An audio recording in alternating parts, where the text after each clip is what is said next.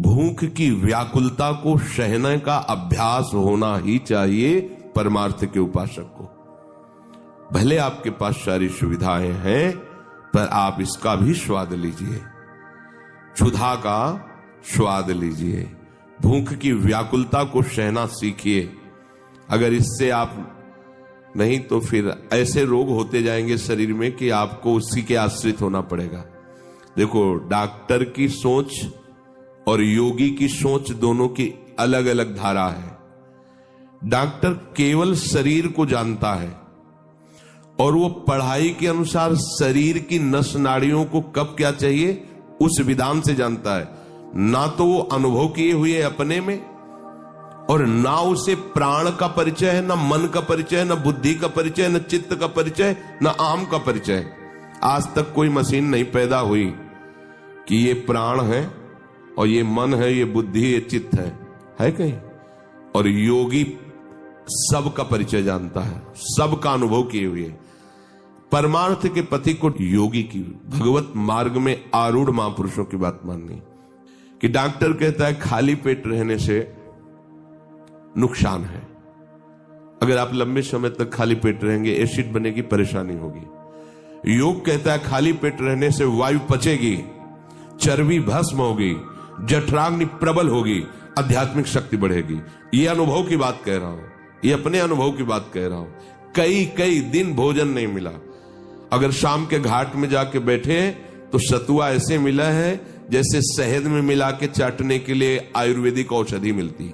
इतना सतुआ सबके ढक्कन में डाल, सैकड़ों भिक्षुक बैठे हुए हैं घाट में, कोई एक थोड़ी बैठा।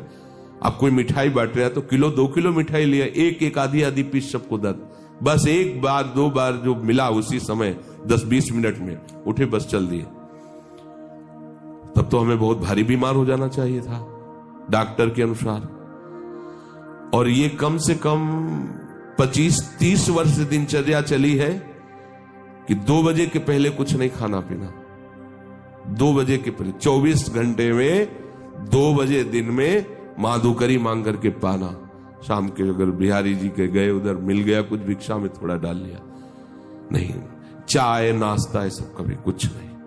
और कभी जुकाम नहीं हुआ, कभी बुखार नहीं हुआ, कभी परेशान नहीं हुई। अब ये रोग के कारण फिर प्रकृति का वार सहना असमर्थता के कारण असंभव हो गया। इसलिए सुविधाएं साधु को सुविधा नष्ट करती है। सीधे प्रकृति का वार सहने से निरंतर भजन होता है। भजन का अभ्यास न हो तो सुविधा भोगी भजन नहीं कर सकता, ध्यान रखना। उदर वेगम, भूख के वेग को सहने का अभ्यास होना चाहिए। उपस्थ वेगम, जब जनेन्द्रीय मैथुन धर्म के लिए व्याकुल करती है तो अच्छे की निष्ठा फिसलने लगती है। इसलिए उपासक सावधान रहे, इस वेग को चिंतन में ही ना आने दे। वेग की स्थिति में जोर से नाम कीर्तन करे, कभी किसी से सांस भी न ले कि हमको काम सताता है, बात मान लेना। कभी किसी को व्यक्त भी स्वप्न में ना होने दे कि हमारे अंदर काम वेदना आती है। शांत और स्वयं में उसमें तन्मय ना हो, उसी समय कीर्तन करो। नहीं रहा जा रहा तो प्रियाजू से रो, काम दुख निकंदनी लाडली आपकी शरण में हूं, आप मुझे बचा लो, मुझे संभाल लो। हे प्रियाजू, ये वेदना सहने की सामर्थ्य दे दो या इस वेदना को मिटा दो। प्रार्थना करो अपने आराध्य देव से।